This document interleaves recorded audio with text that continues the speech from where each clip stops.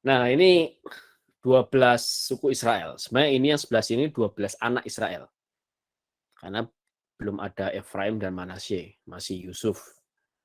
Ya, Asyer, Benyamin, ini digambarkan serigala. Asyer digambarkan dengan pohon palem dan digambarkan dengan ular, Gad untuk kemah gitu ya. Dan seterusnya. Kita sesuai dengan apa yang disampaikan oleh Yakub ya yang sudah kita baca. Nah, dan di sebelah kanan ini adalah daerah-daerah gitu ya, daerah-daerah kekuasaan.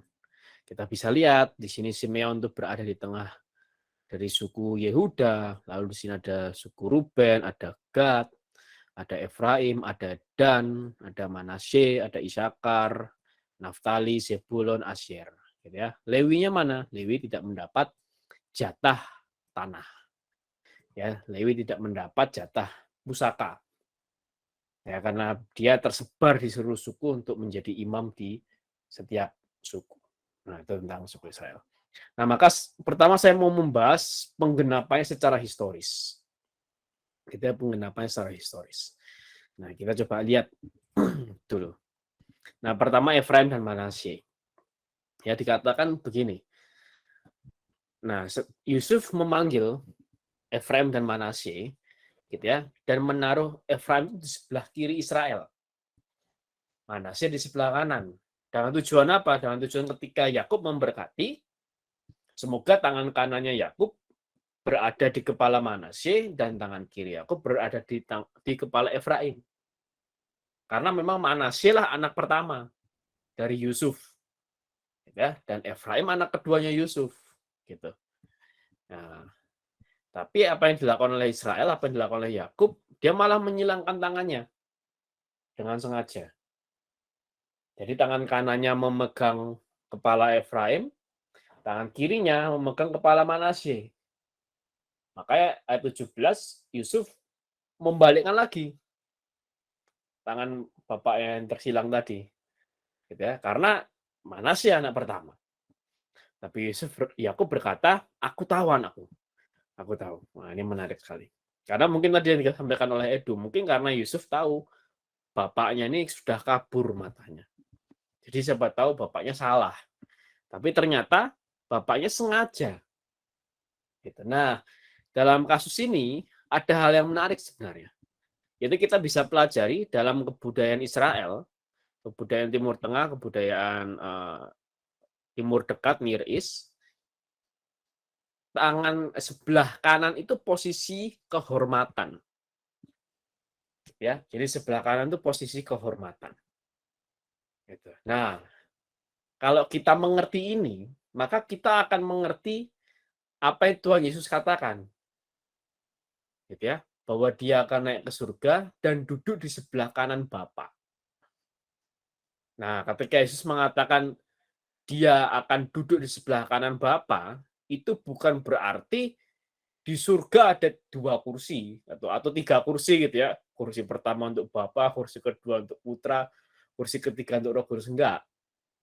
Gitu, tidak seliteral itu. Tapi maksudnya apa? Yesus duduk di sebelah kanan Bapa, artinya Tuhan Yesus ikut memerintah bersama Bapa.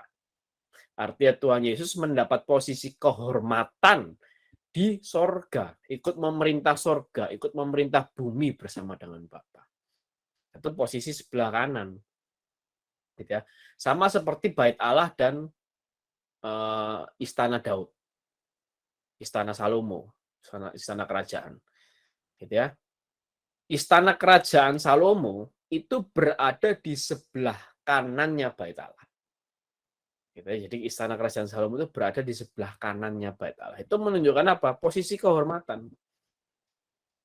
Gitu, posisi kehormatan. Posisi kehormatan. Nah, itu kira-kira seperti itu. Tentang posisi kehormatan.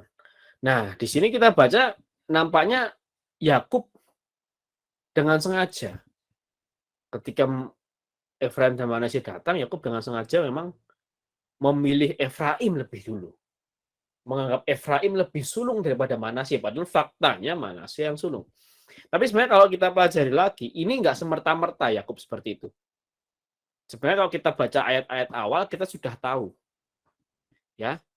Di ayat pertama, ya, narator dari kitab Kejadian menuliskan Manasye dan Efraim. Ini menunjukkan apa urutan ini? Urutan ini menunjukkan bahwa Manasye yang sulung dan Efraim anak kedua, anak bungsu. Nah, tapi menariknya di ayat kelima, ketika Yakub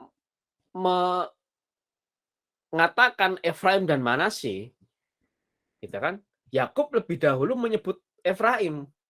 Efraim dan Manasye ini menunjukkan apa? Artis dari awal di mata Yakub sebelum mereka datang. Ini kan sebelum mereka datang, sebelum Efraim dan Manasye datang ke Yakub. Dari awal di mata Yakub, Efraim itu sudah lebih sulung daripada Manasye.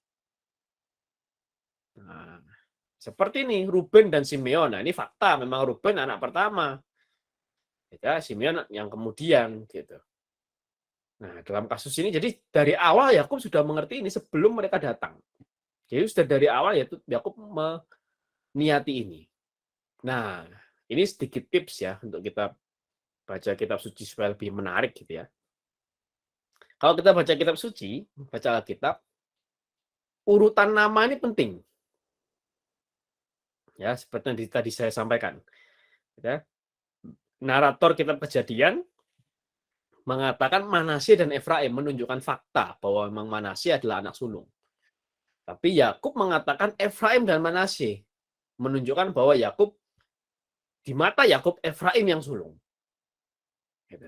Nah, ini urutan nama ini penting. Sama kalau kita baca kisah para rasul. Ya, baca kisahnya Paulus misal. Nah, ketika Lukas menuliskan Paulus itu namanya Saulus, itu seringkali Saulus itu namanya di belakang. Misal Ananias dan Saulus. Ya, Barnabas dan Saulus, Petrus dan Saulus di belakang. Tapi semenjak Paulus mempertobatkan salah seorang gubernur yang bernama Paulus, dan Lukas menuliskan nama Saulus sejak saat itu adalah Paulus, ya, itu berubah urutannya. Ketika Saulus itu pas benar banget. Barnabas dan Saulus. Baca kisah Rasul. Kemudian ketika namanya ganti jadi Paulus, urutannya pun berubah. Paulus dan Barnabas. Itu cuma selisih satu perikop atau satu pasal. Langsung berubah posisinya. Artinya apa? Paulus promosi di situ. Mengalami promosi. Dan sejak saat itu Paulus sering sekali namanya di depan. Paulus dan Barnabas, Paulus dan Silas, Paulus dan Timotius, ya itu sering kali. Paulus namanya di depan. Nah, tapi kalau Petrus, nggak pernah ditulis Paulus dan Petrus itu nggak pernah. Coba baca kisah Rasul. Pasti selalu ditulis Petrus dan Paulus. Nggak pernah ditulis Paulus dan Petrus. Tulisnya pasti Petrus dan Paulus. Dan kalau sudah menyebut nama Petrus, itu pasti yang pertama. Petrus dan Yohanes, sekalipun Yohanes adalah murid yang dikasihi Tuhan. Petrus dan Yakobus, sekalipun Yakobus adalah sepupu Tuhan Yesus. Itu Petrus dan murid-murid Tuhan yang lain. Petrus dan Paulus, sekalipun Paulus itu rabi Yahudi posisinya. Rasul yang paling cerdas secara keilmuan teologi, keilmuan agama. Tapi Petrus yang pertama. Kenapa? Karena semua rasul mengakui otoritas Petrus itu sebagai pemimpin semua rasul. Nah, jadi maka nama Petrus pasti yang pertama. Bahkan ketika Paulus menuliskan suratnya dan dia menceritakan ketika Paulus berkunjung ke Yerusalem, sekalipun pemimpin uskup Yerusalem saat itu adalah Yakobus. Ya, uskup Yerusalem saat itu adalah Yakobus. Tapi ketika Paulus datang ke Yerusalem, ke Yudea, tempat pertama yang dia kunjungi itu bukan rumahnya Yakobus, tapi rumahnya Petrus. Petrus orang pertama yang Paulus kunjungi. Baru kemudian Yakobus, lalu Yohanes gitu. Tapi orang pertama yang Paulus kunjungi Petrus. Kenapa? Karena Paulus mengakui otoritas Petrus sebagai pemimpin para rasul. sepengecutnya Petrus, mungkin setakut-takutnya dia, sebodoh-bodohnya dia, semua rasul mengakui Petrus sebagai pemimpin para rasul. Gitu. Bahkan dalam catatan sejarah yang dituliskan oleh Santo Irenaeus ini murid Santo Polikarpus. Santo Polikarpus ini murid dari Rasul Yohanes. Rasul Yohanes murid Tuhan Yesus. Irenaeus bilang, sampai di zamannya dia, gitu ya, pengganti posisi Petrus, yaitu uskup Roma, itu menjadi pemimpin atas semua uskup di seluruh dunia. Uskup Roma itu menjadi pemimpin atas seluruh gereja di seluruh dunia. Itu sampai zaman Irenaeus masih tercatat seperti itu. Dan hal ini diteruskan oleh Gereja Katolik sampai saat ini. Ya, kita mengakui uskup Roma itu sekarang yang dijabat oleh Bapak Paus Fransiskus itu sebagai pemimpin Gereja Katolik di seluruh dunia. Nah, itu jadi kita lihat basicnya ya. Dasarnya Alkitabiah, sangat Alkitabiah. Dan itu dilanjutkan dalam sejarah, bahkan sampai saat ini masih dilanjutkan. Gitu ya. Itu sedikit saja tentang urutan nama. Seperti Manasye dan Efraim dan Manasye. Urutan nama itu penting dalam kitab suci. Nah, terus apa yang dilakukan oleh Yakub? Ya, kita baca di sini ya. Akulah yang akan empunya Efraim dan Manasye. Artinya apa? Yakub mengadopsi Efraim dan Manasye. Dan ini dibuktikan lagi ketika apa? Yusuf menarik mereka dari antara lutut ayahnya. Artinya ini adalah suatu tata cara adopsi. Itu entah ini di bangku, entah ini berada di antara lutut ayahnya. Ini menunjukkan bahwa Efraim dan Manasye itu diadopsi oleh Yakub. Gitu. Nah, pertanyaan kenapa Yakub mengadopsi Efraim dan Manasye? Dan di sini juga menjawab pertanyaan Tristan yang beberapa minggu lalu ditanyakan ya, tapi Tristan ada jawabannya. Nah, ini ditanyakan oleh Tristan gitu ya. Kenapa kok Efraim dan Manasye jadi suku? Ya karena ini. Karena Efraim dan Manasye diadopsi oleh Yakub menjadi anaknya, dianggap sebagai anaknya. Gitu. Maka menjadi salah satu dari suku Israel, Efraim dan Manasye, bukan Yusuf. Gitu. Nah, pertanyaan kenapa kok Efraim dan Manasye itu diadopsi oleh Yakub? Karena ini. Ya, ayat ketiga, keempat, Yakub mengulang janji Tuhan yang Tuhan nyatakan ke Yakub di Luz atau di Betel. Bahwa dia akan menjadi sekumpulan bangsa-bangsa besar dan akan memberikan tanah Kanaan kepada Yakub dan keturunannya. Nah, supaya Efraim dan Manasye mendapat hak yang sama dengan anak-anaknya yang lain, gitu ya, dengan Asyer, dengan Dan, dengan Gad, dengan Ruben, Simeon, Yehuda. Maka apa yang harus dia lakukan? Dia mengadopsi Efraim dan Manasye. Gitu. Ya kan seperti Abraham memberkati Ishak. Gitu ya. Tapi Abraham tidak memberkati Yakub, kan gitu. Tidak memberkati anaknya Ishak. Tapi Abraham memberkati Ishak. Ishak memberkati Yakub. Ya, tapi Ishak tidak memberkati anak-anak Yakub. Ya, nah, ini juga sama. Yakub memberkati anak-anaknya, bukan anak-anaknya Yusuf. Maka supaya anak-anaknya Yusuf, Efraim dan Manasye ini mendapat hak yang sama dengan anak-anaknya, apa yang harus dilakukan oleh Yakub? Mereka berdua diadopsi. Nah, kenapa kok Yakub pengen sekali Efraim dan Manasye ini mendapat hak yang sama dengan anak-anaknya? Karena ini. Aku melakukan hal itu untuk Rahel ibumu. Ya, ini luar biasa. Jadi sampai matinya Yakub pun rasa cinta Yakub ke Rahel ini luar biasa. Gitu. Sampai Yakub mau menutup mata pun rasa cinta Yakub ke Rahel ini luar biasa. Dan Yakub lakukan ini untuk Rahel. Kenapa? Karena ini. Karena kematian dininya mencegah Rahel melahirkan lebih dari 2 putra. Rahel meninggal duluan.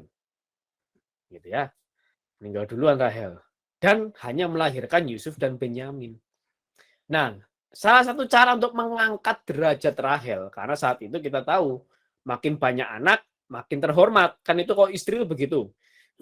Makanya Rahel dan Lea ini saing-saingan. Sampai gundiknya pun dikasih ke Yakub. Karena mereka punya pandangan bahwa semakin banyak anak itu makin terhormat. Maka apa yang harus dilakukan? Nah, Yakub mencoba mengangkat kehormatan Rahel dengan cara apa? Mengadopsi Efraim dan Manasye sebagai anaknya. Dengan kata lain, Efraim dan Manasye ini diadopsi juga menjadi anak Rahel. Jadi anak Rahel 4, gitu ya, hasil dari adopsi dari dari upacara yang Yakub lakukan ini. Dalam tanda kutip 4, gitu ya. Yusuf, Benyamin, Efraim, Manasye. Nah, ini mengangkat kehormatan dari Rahel. Nah, gitu ya. Ini maka dia pengen mengadopsi Efraim dan Manasye. Dia pengen Efraim Manasye ini dapat hak yang sama seperti anak-anaknya. Satu sisi juga karena dia mencintai Yusuf. Sudah dia mencintai Rahel dengan sangat, sampai akhir hidupnya pun dia tetap mencintai Rahel dengan sangat, dan dia juga sangat mencintai Yusuf. Dan kebetulan Yusuf sudah memiliki 2 anak, Efraim dan Manasye.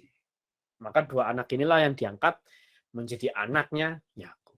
Nah, itu makanya kenapa Efraim dan Manasye menjadi suku sendiri di Israel. Bukan suku Yusuf, tapi suku Efraim dan suku Manasye. Nah, itu semoga menjawab pertanyaan Tristan bulan lalu ya. Wah, bulan lalu ini bukan 2 minggu lalu, tapi bulan lalu. Nah, itu semoga bisa dipahami.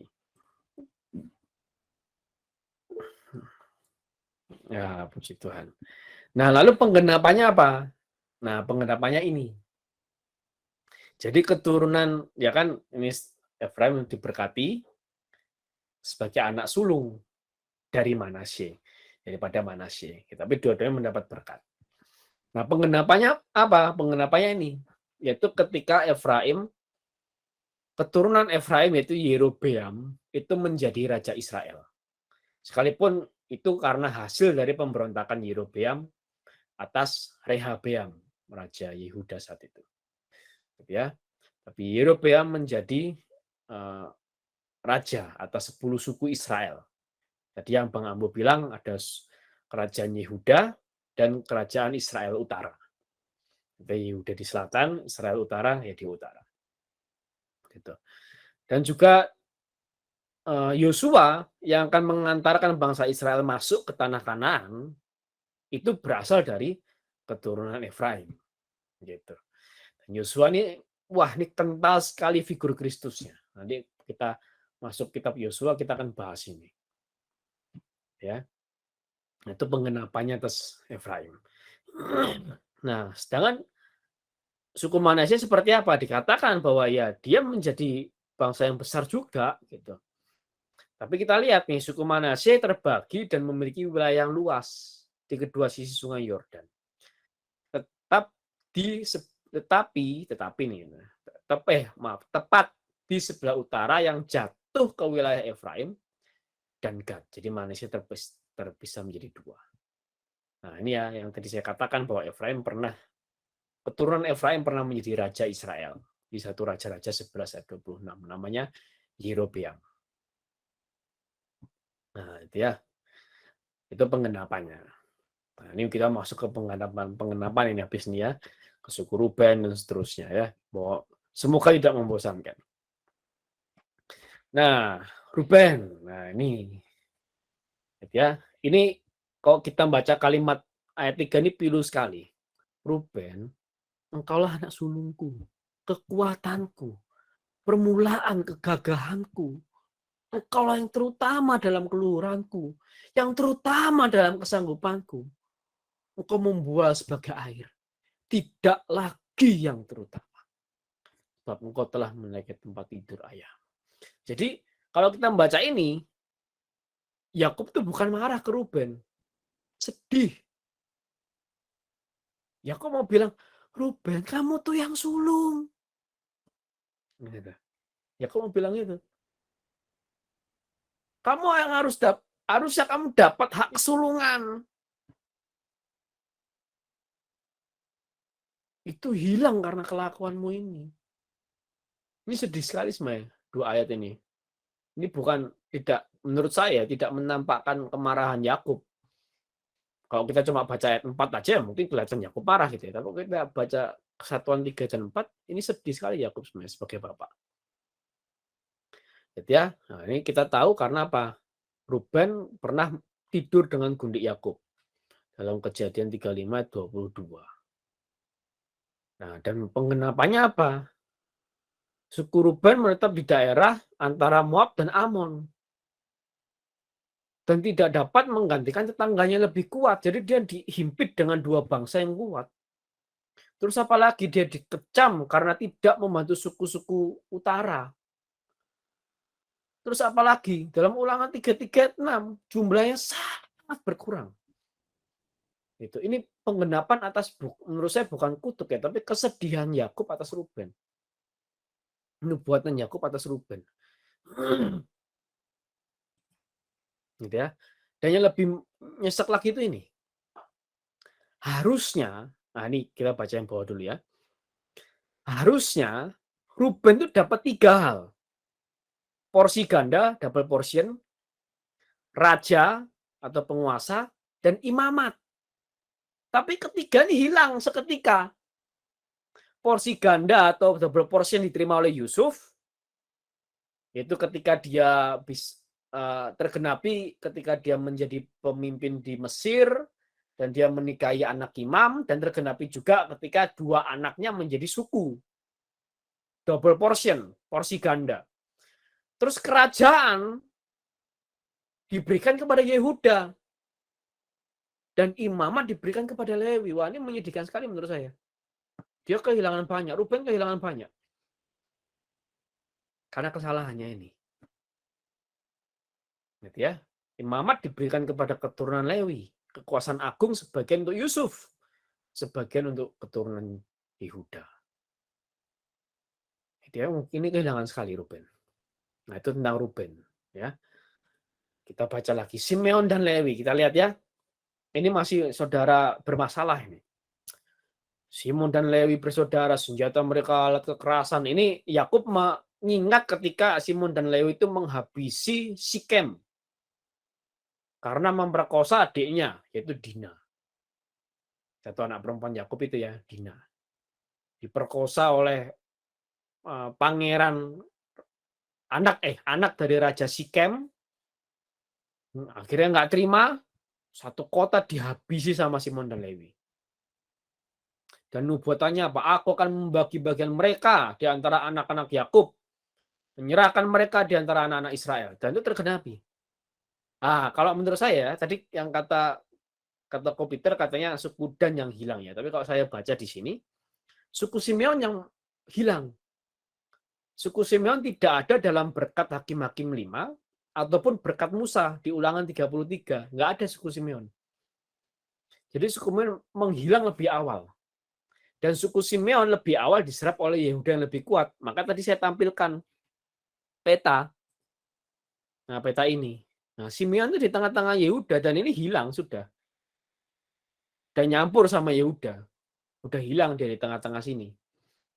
Gitu ya.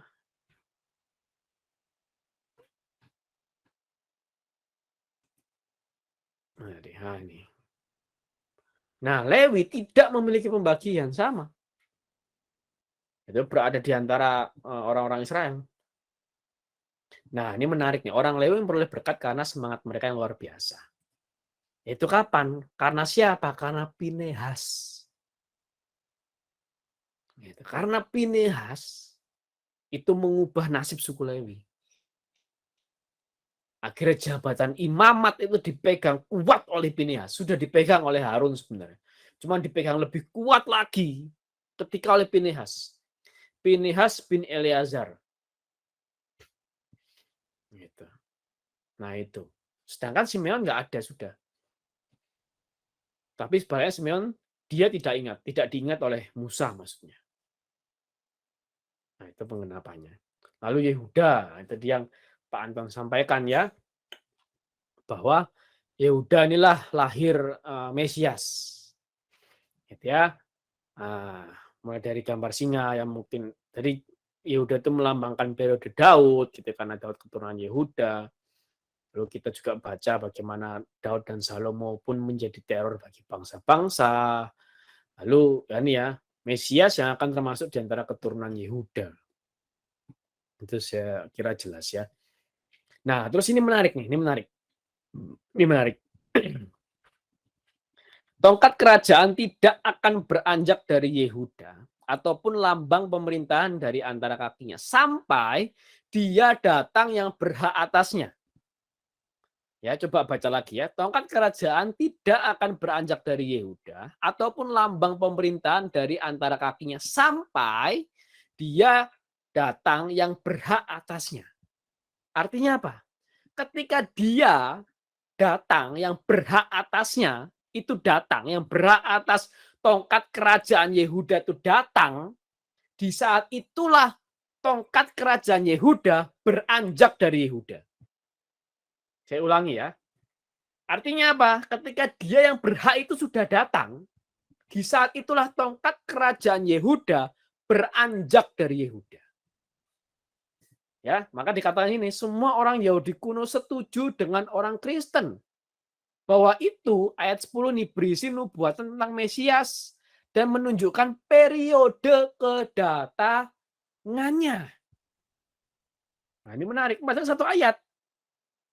Tapi kita bisa membedah sampai seperti ini. Nah, kapan itu? Ya, satu-satunya raja, satu-satunya orang asing yang bukan orang Israel dan bukan orang Yehuda apalagi, yang dianggap sebagai raja orang Yahudi, satu-satunya itu adalah Herodes dan keturunannya. Herodes Agung, Herodes Agripa, itu orang Edom, suku Edom, keturunan Esau sebenarnya. Ya, tapi orang Yahudi saat itu menganggap Herodes sebagai raja orang Yahudi. Nah, Herodes yang orang asing inilah merebut tongkat kerajaan Yehuda. Artinya apa? Di zaman Herodes memimpin, tongkat kerajaan itu beranjak dari Yehuda.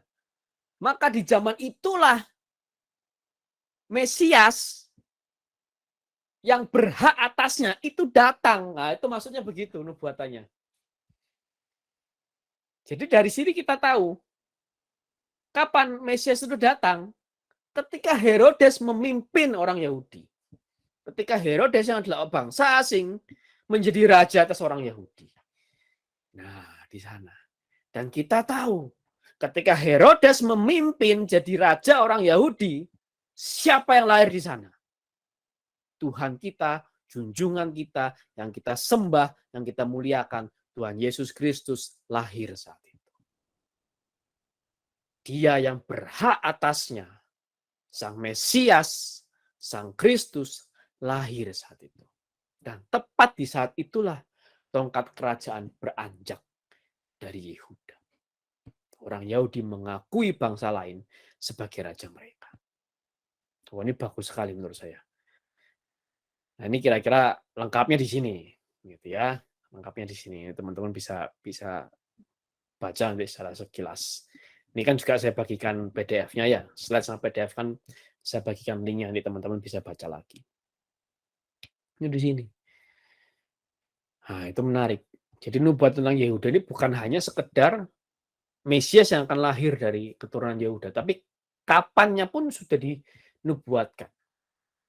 Dan itu tepat terjadi saat pemerintahan Herodes. Nah, itu tentang Yehuda. Nah, ini tentang keledai. Ini mungkin kalau kita baca ini kita terpikir, oh ya Tuhan Yesus pernah naik keledai gitu ya. Oh ya Tuhan Yesus adalah pokok anggur yang benar gitu ya. Tapi itu secara mesianik nanti akan saya sampaikan. Tapi secara historis ini menunjukkan apa? Kelimpahan, kesuburan. Jadi tanah Yehuda ini banyak kaya akan anggur. Tanah Yehuda ini kaya akan anggur. Ya, subur akan anggur. Nah, di situ. Tentang Yehuda. Lalu tentang Zebulon. Zebulon itu tergenapi kapan? Yaitu nih, wilayah Zebulon terkenal dengan pelabuhan-pelabuhan yang baik. Selain itu juga Zebulon pernah dipuji oleh Deborah. Deborah adalah seorang hakim ya, hakim Israel perempuan. Dalam Hakim 5 ayat 14 dan 18. Itu Zebulon. Isakar, gitu ya. Nah, ini mungkin sepertinya ayat ini seperti mengejek ya. Ketika dilihatnya bahwa perintahan itu baik dan negeri itu permai, maka disandingkannya bahunya untuk memikul lalu menjadi budak rodi. Kayak seperti mengejek. Tapi sebenarnya apa yang dimaksud Yakub adalah ini. Yakub mengerti, Yakub menunjukkan watak keras suku Isakar yang sebenarnya tidak menyukai perang. Gitu, lebih suka damai. Tapi dalam kondisi-kondisi tertentu mereka berperang. Ini buktinya ketika Deborah memuji suku Isakar atas peran mereka dalam perjuangan melawan Sisera. Gitu ya. Itu tentang Isakar. Lalu tentang Dan. Nah, ini nanti juga menarik, tapi nanti. Nah, Dan ia akan mengadili bangsanya. Tergenapi kapan? Ketika Simson itu menjadi hakim atas Israel. Ya, Simson berasal dari suku Dan. Ingat ya, Simson ya. Kalau Samson itu Benyamin Sueb. Tapi kalau Simson ini keturunan Dan, salah satu hakim Israel. Simson ya, bukan Samson. Simson. Ya, itu tentang suku Dan. Lalu tentang suku Gad. Nah, ini tergenapi kapan? Yaitu ketika suku Gad yang terletak di daerah Transyordania menjadi sasaran serangan musuh oleh suku-suku guru nomaden. Kalau kita lihat ini, suku Gad ini petanya itu ada di Tenggara. Nah, di sini. Ini kan suku Amon ini. Suku Amon. Ruben ini terhimpit dua suku ini. Tapi Gad masih mending. Gitu ya. Maka dikatakan Gad diserang oleh gerombolan. Satu sisi juga Gad ikut berperang ketika orang Israel lain berperang. Itu juga menunjukkan penggenapan nubuatan. Lalu Asyer. Ya, kita tahu dalam Ulangan 33:24 dikatakan Asyer ini tanahnya sangat subur. Negeri yang sangat mewah, tanah yang subur. Itu Asyer. Ya. Lalu Naftali. Wah, Naftali ini tadi ya, komputer ya. Naftali. Ini menarik juga untuk kita mencoba merenungkan berdoa kira-kira kita yang mana menarik juga sebenarnya. Naftali ya seperti rusa betina. Ini tergenapi kapan? Tergenapi ketika zaman Deborah. Jadi ketika Deborah menjadi hakim, bangsa lain yaitu Sisera tadi menyerang Israel. Deborah sebagai perempuan dia nggak wajib berperang, tapi laki-laki yang berperang dan memang Tuhan pilih seorang laki-laki namanya Barak untuk menyerang, untuk berperang melawan musuh. Deborah nggak wajib. Nah, tapi Barak ini memang agak penakut dia. Bukan cuma pemalu, tapi penakut. Dia bilang ke Deborah, kalau kamu nggak ikut perang, aku nggak mau perang. Dia bilang begitu. Tapi kalau kamu maju perang, saya akan ikut berperang. Nah, itu. Ini kalau saya renung-renungkan, siapa tahu mungkin saya Naftali juga gitu. Saya pikir-pikir ya. Selain komputer. Nah, itu dalam Hakim-Hakim 5. Kita bisa baca. Tanya istri saya ini ngerti sekali. Nah, ini yang benar. Tapi pengenapannya dalam Barak. Ya, Naftali. Yusuf, ini juga panjang. Tapi Yusuf ini lebih banyak pertama mengenai bagaimana kondisinya di Mesir. Gitu ya, dia berhasil bebas dari penjara, dia berhasil menjadi penguasa di Mesir, gitu ya. Itu Yusuf. Dan kemudian yang kedua adalah tergenapi oleh anak-anaknya, karena suku Yusuf nggak ada. Jadi tergenapi oleh anak-anaknya. Gitu ya. Hakim-Hakim 6-8, Ulangan 33 ayat 13-16, nah gitu ya. Tergenapi di dalam Efraim dan Manasye. Karena suku Yusuf nggak ada. Nah, itu tentang Yusuf. Lalu tentang Benyamin. Nah, Benyamin ini tergenapi ketika kapan? Hakim-Hakim 3 ayat 15 sampai 30. Yaitu dalam diri Ehud. Ehud ini salah seorang hakim Israel. Gitu ya. Dia berasal dari suku Benyamin. Dan ini menyinggung perang untuk membela penduduk Gibea dalam Hakim-Hakim 11 dan 20. Nah, itu ya. Wah ya, Deborah itu Tiendle ya. Luar biasa, itu harus diingat. Nah, itu tentang 12 suku Israel ya. Ini tadi saya sampaikan penggenapannya secara historis. Jadi kira-kira mungkin kesimpulannya seperti ini ya, agak panjang ya, tapi ini saya tampilkan ayat-ayatnya. Jadi kalau teman-teman Bapak Ibu yang mau mencatat, wah ini bagus sekali. Liputannya di ayat mana saja ditunjukkannya. Kalau Gad ini ditunjukkan di dalam peta ya, menjadi sasaran serangan musuh oleh suku-suku nomaden. Nah, ini Ruben, Simeon, Lewi, Yehuda, Zebulon, Isakar, dan Gad, Asyir, Naftali, Yusuf, Efraim dan Manasye, dan Benyamin. Nah, itu tentang penggenapan secara historis.